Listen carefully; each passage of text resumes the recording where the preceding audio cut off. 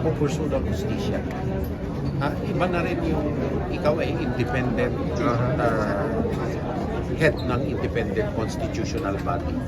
Wala ka ng amo kung hindi ang sarili mong batas at konsyensya. Sa pagkakilala ko kay Secretary Boying na 2 years ahead sa akin sa UP Law, natural pangangalagaan din niya ang integridad niya. Sa interview po kay Senator Amy Marcos, parang magkakaroon po ng komplikasyon ito o magiging bias? Hindi ko alam Hindi ko masasabi. Apo. Hindi ko masasabi. Ako masasabi ko lang, when you are appointed to a certain position, integridad mo na rin. Apo. Diba? At yun ang ipamamana mo sa kinabukasan. Sorry sir, nagsumesenya sa siya. Alis ka na daw. Nakita nyo yan? Anyway Hindi ko nakita eh. Pero magiging maganda po ang pagkakapwesto o pagkakatalaga kay Secretary. Na kay Secretary Remulla yun. Aha.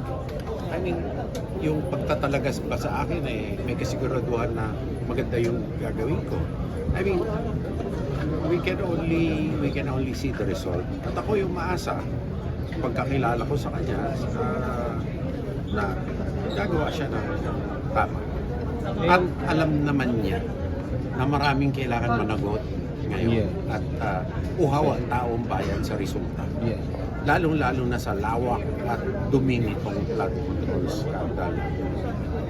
So mas magaganda po si Boying po. Umaasa po tayo na sa mabilisang aksyon niya dito sa krimen na mga nangyaring krimen. And you're supporting him?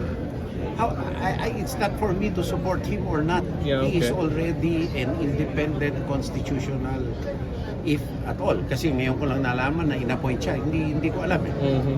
Kung inappoint man siya, it is not for me to support him or not. He has an independent constitutional mandate.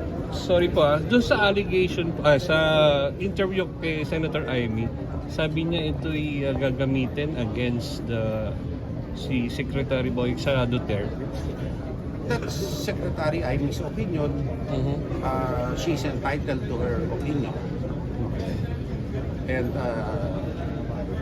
at the end of the day, we can only judge kung ano mangyayari. Sir, kakatayin na ako. Hindi, ako nagpapasalamat sa Senado sa pag-approve nila ng budget na pakikinig nila sa aming mga issue. Okay. At papasalamat din kami sa lahat ng tumugon. Akin na to. Akin na to. Mahal yan siya. Paayaawa sa sweldo niya. Sa lahat ng outpouring ng mga Pilipino na tumulong sa kapwa.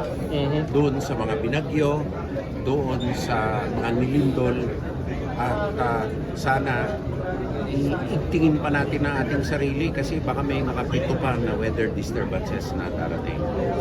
So, salamat po. Thank you, sir. Thank you.